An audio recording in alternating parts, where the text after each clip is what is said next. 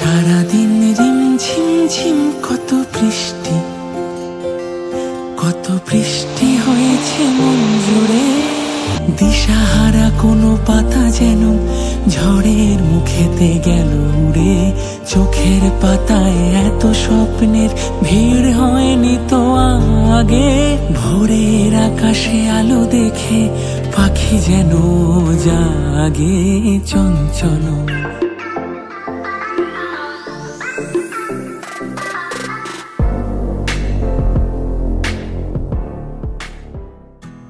শীতের ছুটিতে একা কিংবা পরিবারের সঙ্গে সময় কাটাতে চান? তাহলে সবুজের সঙ্গে নিজেকে মাতিয়ে তুলুন। একদিনের জন্য ঘুরে আসুন মেদিনীপুর শহর সংলগ্ন গোপগড় ইকো ট্যুরিজম পার্ক থেকে। এখানে আছে মহাভারত খ্যাত বিরাট রাজা রাজবাড়ি।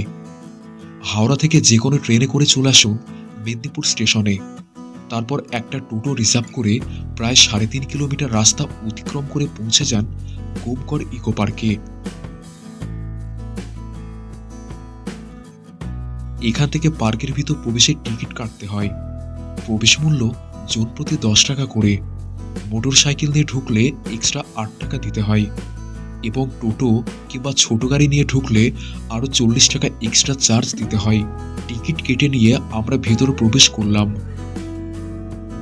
দুই দিকের ঘন সবুজ পরিবেশ আমাদের যেন নীরবভাবে স্বাগত জানাচ্ছিল। স্ট্যান্ডে গাড়ি পার্কিং হয়ে গেল। আমরা এখন হেঁটে হেঁটে গোটা জায়গাটা ঘুরে দেখব।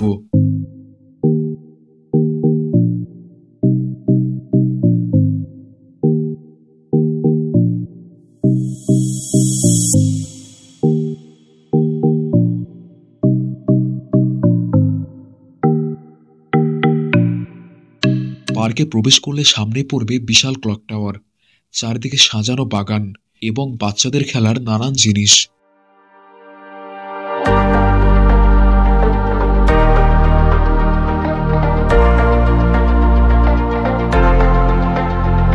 পার্কের মধ্যে রয়েছে বনভোজনের ব্যবস্থা, তবে এর জন্য এক্সট্রা চার্জ দিতে হয়।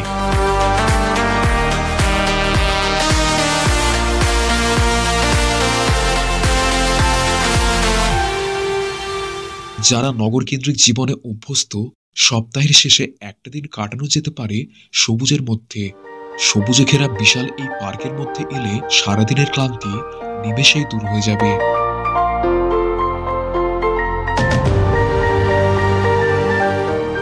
মেদিনীপুর গোপগড়কে নিয়ে নানান ইতিহাস রয়েছে। জনশ্রুতি আছে মহাভারতে বিরাট রাজার স্মৃতি বিজড়িত এই স্থানটি। পার্কের মধ্যে দেখা যাবে ভগ্নপ্রায় একটি আবাসনের কিছু অংশ। এটি হচ্ছে বিরাট রাজার বাড়ির অবশিষ্টাংশ। শোনা যায় পঞ্চপাণ্ডবরা এখানেই বিরাট রাজার এই প্রাসাদের ভিতর অজ্ঞাতবাসে ছিলেন। পাশেই জঙ্গলের মধ্যে রয়েছে একটি ছোট্ট টিলা। মহাভারতের ঘটনা অনুসারে এই টিলাটির নামকরণ করা হয়েছে পঞ্চপাণ্ডব পাহাড়।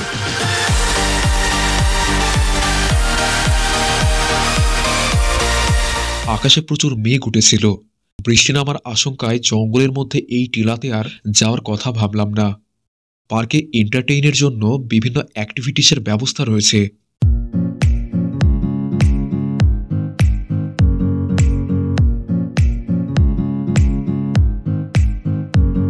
কিছুক্ষণ পর আকাশ ঘিরে আরো গাঢ় কালো আঁধার মেঘ উঠল।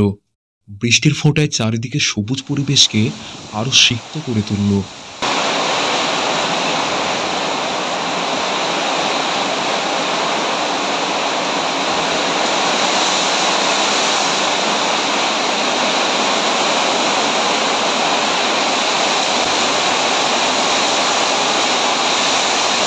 বৃষ্টিকে বিদায় জানিয়ে আমরা এবার চললাম পার্কের অন্য সাইডে। ওই দিকের ন্যাচারাল বিউটি সব থেকে সুন্দর, তবে আকাশ মেঘলা থাকার জন্য ততক্ষণে অনেকটাই অন্ধকার নেমে গেছে চারিদিকে।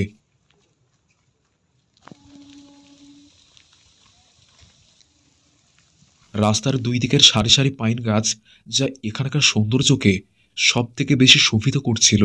রৌদ্রোজ্জ্বল দিনে এর যা সবুজাভ সৌন্দর্য দেখা যায় তাকে সিমলা মানালির সাথে তুলনা করলেও করা যেতে পারে।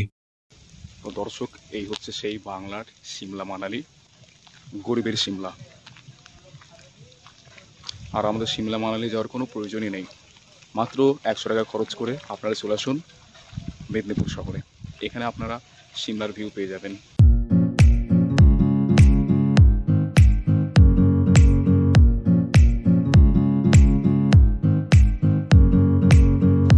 এখানে ভিডিওগ্রাফি করার সময় হঠাৎ করেই আবার মেঘের গর্জন শুরু হলো। এত জোরে মেঘ গর্জন করছে যে যেন মনে হচ্ছে আশেপাশে বজ্রপাত হচ্ছে। যাই হোক, এখন এই পরিস্থিতিতে এখানে বেশিক্ষণ একা থাকা ঠিক হবে না।